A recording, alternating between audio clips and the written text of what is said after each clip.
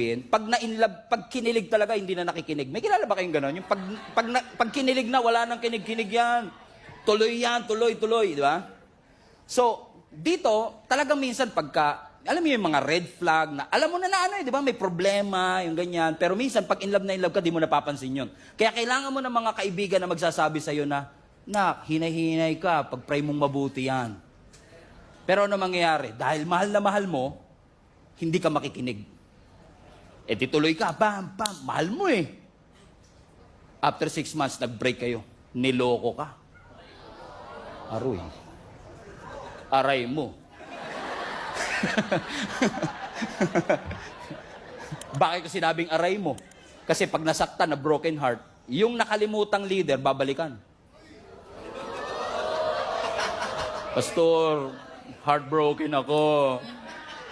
Kung ako yon, ang sarap sabihin, nung kinilig ka, di ako kasama. Tapos ngayong heartbroken ka, sasama mo ako. Bala ka dyan. Bakit? Minsan tayo, pag nagpaplano, may sarili tayong mundo. Pero pag may problema, Lord, nasan ka? Yun ang problema. Yan ang problema. Tignan mo katabi mo, duguan na eh.